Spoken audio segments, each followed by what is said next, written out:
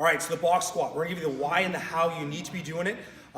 Most people when they're in the gym, they're box squatting, they're not doing it right, okay? Or they're doing it for the wrong reasons. Maybe they're doing it because of laziness, because by them touching their butt to a bench, they don't have to go to their full max. Therefore, they're not working as hard. So maybe that's one reason they're doing it. Second reason, maybe they're doing it because they think it looks cool, because they can add more weight, because they're not going as deep. These are not reasons to be using the box squat. That's actually a hindrance. The reason you should be using a box to do your box squat is this, okay? Measurable depth. So if I set a box to a certain height, when I squat down and my bum touches it, it's that same depth every time. So I establish the depth that I need to touch every single time, and it becomes measurable, okay? Very nice for building confidence. So if you're new into a squat, right, by having the exact same depth every time, you'll start to feel safe and you'll be confident with it.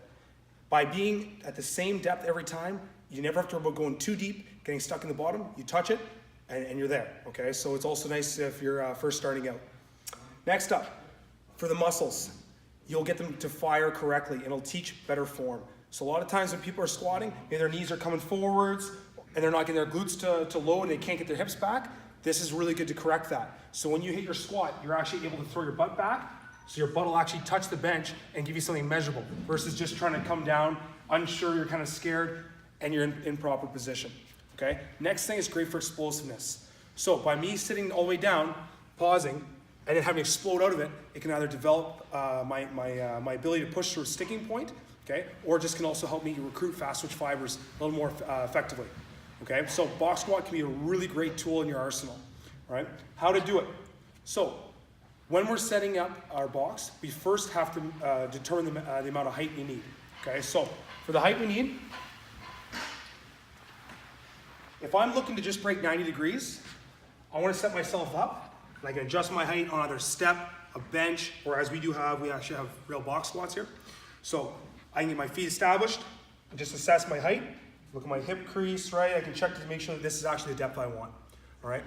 Next up, after we've got our height, we select our weight, we get our bar prepped, similar positioning. So when I walk out and get myself set, I want to have my feet properly positioned, right? Obviously chest staying up, the usual squat positioning. When you squat down, you're descending with a very controlled tempo, okay? The goal of this is not to bounce when I touch my butt down on the bench. I want it controlled. When I make contact with the bench, the goal is not to sit and start to rock, right? By doing that and rocking back, I've defeated the purpose of the box squat. And also, more dangerously, by me rocking my weight forwards, my chest can drop forwards. Okay, we want to maintain that chest up nice and high. So, chest stays high, and I can fire through my midfoot, my heels as I drive right back up. I always say it's like an antique baby chair.